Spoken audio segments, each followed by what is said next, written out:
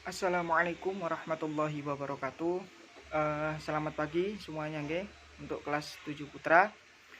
Hari ini kita akan membahas tentang materi tentang lahirnya NU di Indonesia.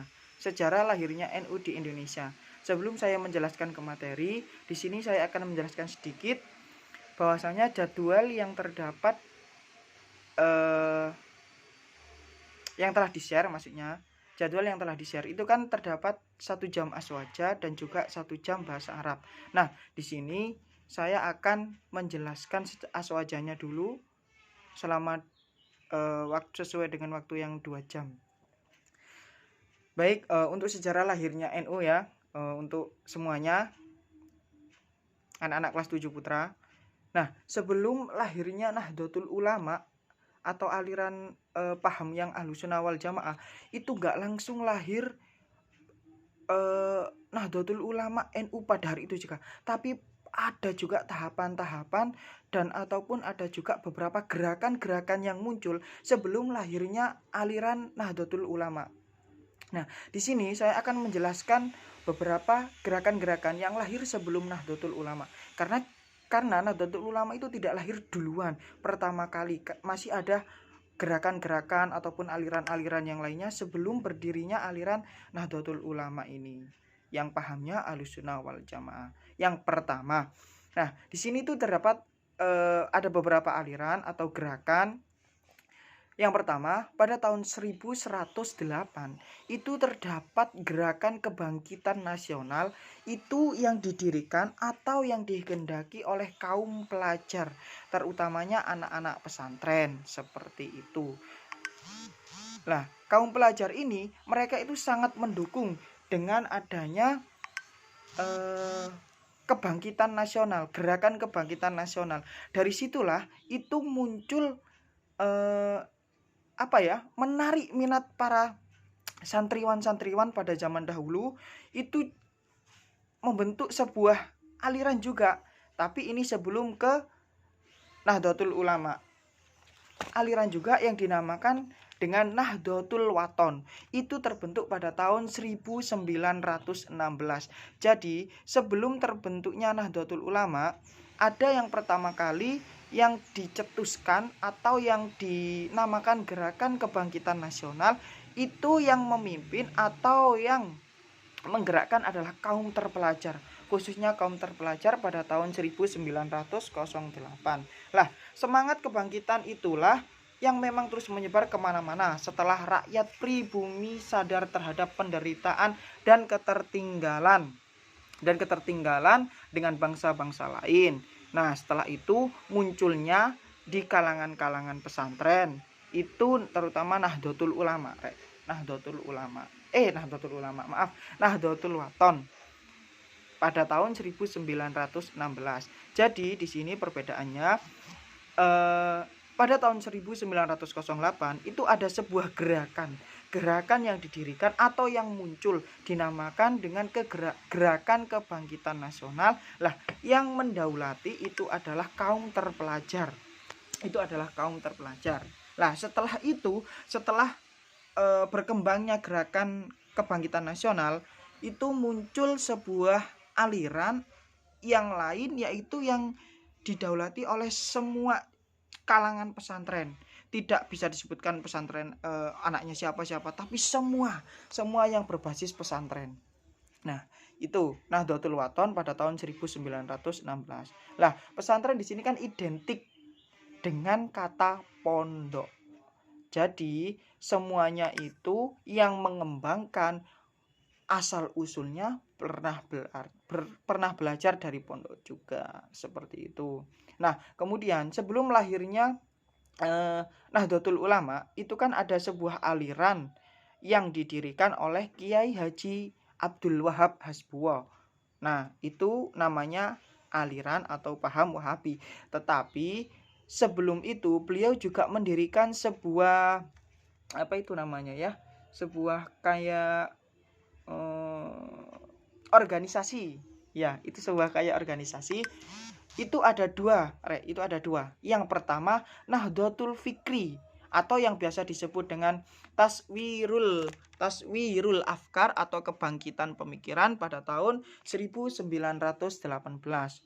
Nah, disitulah itu lumayan berkembang, tapi tidak sepesat dengan organisasi yang Nahdlatul Wathon oleh kalangan pesantren.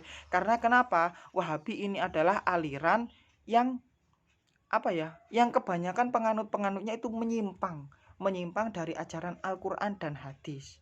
Itu tapi ini masih agak berkembang tapi tidak begitu berkembang, yaitu Nahdlatul Fikri atau Taswirul Afkar, kebangkitan pemikiran. Itu kalau kalian lihat di teksnya itu bukan penikiran ya, itu pemikiran. Tadi saya salah ketik, itu pemikiran, kebangkitan pemikiran pada tahun 1918. Jadi intinya kalian semuanya harus tahu urut-urutannya. Tidak langsung bahwasanya lahirnya NU itu pada tahun ini 31 tahun 26. Seperti itu. Jadi sampean itu harus tahu rentetannya. Sebelum lahirnya NU itu ada organisasi ataupun kelompok-kelompok seperti apa. Jadi seperti itu. Dari sini sedikit paham ya, itu tentang Nahdlatul Fikri atau yang disebut dengan Taswirul Afkar atau kebangkitan pemikiran. Lah, yang kedua itu adalah Nahdlatul Tujar, pergerakan kaum saudagar. Jadi di sini Kiai Haji Wahab Asbuwo itu mendirikan sebuah organisasi tidak semata-mata hanya untuk dirinya sendiri, tetapi juga untuk banyak orang, kaum saudagar pada zaman-zaman terdahulu. Kenapa kok didirikan yang namanya Nahdlatul Tujar? Itu bertujuan untuk mengembangkan mengembangkan tentang mengembangkan keilmuannya mereka, terutama untuk kaum saudagar. Jadi di sini itu ada dua persamaan antara Nahdlatul Fikri dan juga Nahdlatul Tujar. Persamaannya sama-sama mengembangkan. Bedanya kalau Nahdlatul Fikri itu tentang khusus ilmu pengetahuan yang bertujuan untuk pemikiran perencanaan terhadap masa depan tentang sekiranya apa yang akan diajarkan oleh organisasi ini untuk kedepannya. Seperti itulah. Yang kedua itu adalah Nahdlatul Tujar, pergerakan kaum saudagar, sama tentang pengetahuan, tapi bedanya itu lebih tinggi pengajarannya Nahdlatul Fikri daripada Nahdlatul Tujar. Nah, Kiai Haji Abdul Wahab Asbuwo, paham yang dianut adalah paham Wahabi. Di situ kalian bisa lihat materi yang saya share ya. Nah, di situ ada raja yang bernama Raja Ibnu Sa'ud. Raja Ibnu Sa'ud itu adalah raja yang berkuasa, salah satu penganut raja yang menganut aliran Wahabi. Paham dari sini ya? Salah satu raja yang menganut aliran Wahabi itu Raja Ibnu Sa'ud. Nah, dia itu berasal dari Jazirah Arab dan kota Mekah. Pada zamannya beliau, gerakan modernisasi secara radikal. Contohnya seperti perombakan kuburan 4 mazhab. Nah, di situ Raja Ibnu Mas'ud itu sangat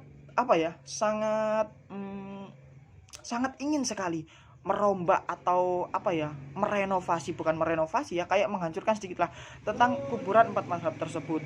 Nah, dengan adanya Raja Ibnu Mas'ud, masa kepemimpinannya itu adalah yang awalnya kesultanan itu dirubah menjadi kerajaan. Itu ada Raja Mas'ud. Lah, pemimpinnya pada zaman itu Mustafa Kemal. Kalau Raja Ibnu Mas'ud itu kan raja yang salah satu penganut pada zaman Wahabi. Lah, di situ sendiri ada seorang pemimpin yang ditunjuk oleh Raja Ibnu Mas'ud yang bernama Mustafa Kemal. Nah, kemudian setelah itu pada tahun 1925 tanggal 21 sampai 27 Agustus terjadilah kerjasama antara Raja Ibnu Mas'ud dan juga kaum terpelajar dan juga pesantren. Mereka mengadakan sebuah kerjasama bahwasanya akan diadakannya pembaharuan kongres. Nah, apa itu kongres? Kongres itu kayak sebuah perkumpulan atau rapat. Nah, kongres ini dinamakan dengan Kongres Al-Islam. Kongres Al-Islam tepatnya berada di kota Mekah. Nah, dengan adanya kongres ini ada dua delegasi dari kaum terpelajar. ataupun para ulama, tidak hanya kaum terpelajar. Terdapat juga delegasi dari kaum ulama. Yang pertama adalah Hos Cokro Aminoto, HOS itu ya, delegasi yang pertama HOS Cokro Aminoto, yaitu tentang syarikat Islam. Maksudnya kayak alirannya syarikat Islam. Kayak apa ya? Bukan Nahdlatul Ulama, juga beda. Itu syarikat Islam. Dan juga Kiai Haji Mas Mansur, itu alirannya Muhammadiyah. Nah, dengan adanya Kongres Al-Islam ini, itu tidak semuanya berjalan dengan lancar ya. Tidak semuanya berjalan dengan lancar. Dalam kongres ini menimbulkan beberapa pertanyaan dan juga menimbulkan beberapa pro dan kontra. Di situ adanya kekecewaan dari kalangan ulama dan pesantren, banyak sekali. Adanya kekecewaan dari ulama dan pesantren. Itu diantaranya bahwasanya kongres tersebut yang diadakan oleh Raja Ibnu Mas'ud ya, itu yang mengadakan adalah Raja Ibnu Mas'ud.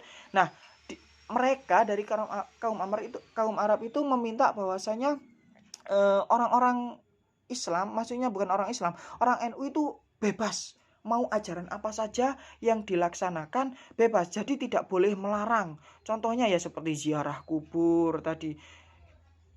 Intinya orang-orang yang penganut Wahabi tersebut itu meminta bahwasanya agar orang-orang NU memberikan segala hal, membuka pintu dalam hal tidak pakai aturan. Nah, itu yang membuat kekecewaan para kaum ulama ataupun kaum terpelajar, anak-anak pesantren juga semuanya. Itu yang menjadi kekecewaan di dalam kongres tersebut. Sebenarnya kongres tersebut berjalan dengan baik, tetapi ketika di hasil keputusan kongres ada beberapa ungkapan yang membuat kecewa para ulama dan juga kaum pesantren. Nah, pada awal abad 19 di situ muncullah sebuah gerakan pembaharuan, Muncul gerakan pembaharuan yang dipimpin oleh Haji Miskin dan kawan-kawan. Haji Miskin itu namanya ya, Haji Miskin itu namanya. Yang dipimpin oleh Haji Miskin pada awal abad ke-19. Dipimpin oleh Haji Miskin dengan kawan-kawan yang berada di Minangkabau, Sumatera Barat. Nah, dalam gerakan pembaharuan ini tidak adanya perhatian dari semua masyarakat ataupun kalangan. Bukan tidak ada perhatian, kurangnya perhatian. Nah, dari situlah ini yang menjadikan gerakan ini tidak berkembang pesat, Tidak berkembang pesat.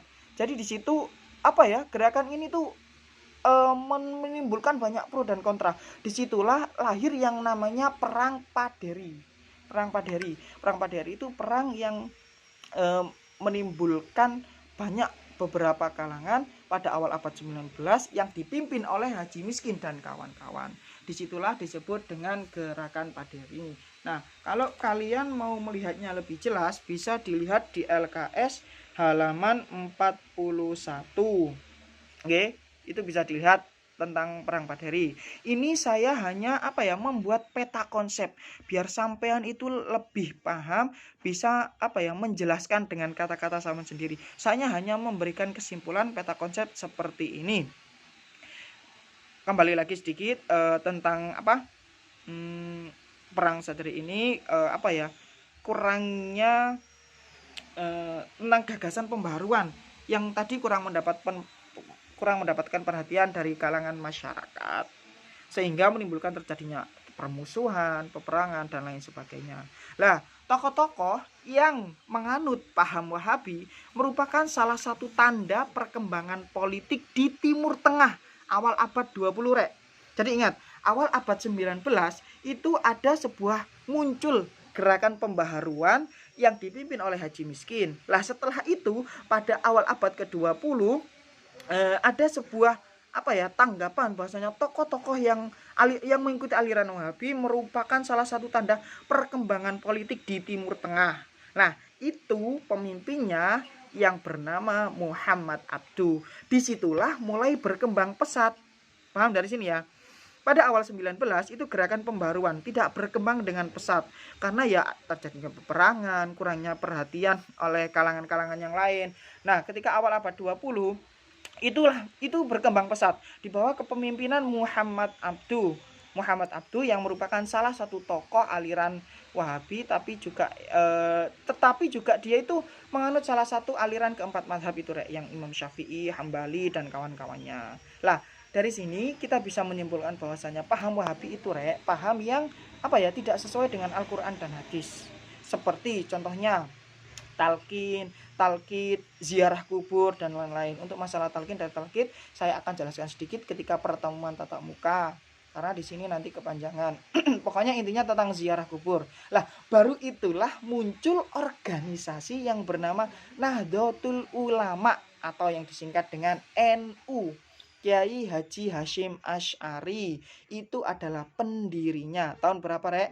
Yaitu didirikan pada tahun 31 Januari 1926. Letaknya di kota Surabaya. Saya ingatkan lagi, sebelum berdirinya NU yang didirikan oleh Mbah Hasyim, itu tadi ada banyak sekali gerakan-gerakan ataupun aliran yang muncul sebelum NU. Jadi di sini kita merujuk pada tahun berdirinya NU. Kiai Haji Hashim Asy'ari 31 Januari 1926 berada di Surabaya. Lah, di sini ini tentang paham yang dibawa, yakni paham Ahlussunnah wal Jamaah. Apa itu Ahlussunnah wal Jamaah? Ahlussunnah wal Jamaah itu aliran yang sesuai dengan paham Al-Qur'an dan As-Sunnah Nabi Muhammad Shallallahu alaihi wasallam. Untuk berbagai penjelasan, penjabaran dan lain-lainnya nanti akan saya tambahi sedikit ketika tatap muka. Simpel-simpel saja mungkin ya tentang peta konsep, karena ini kalau dijelaskan sebenarnya masih banyak lagi.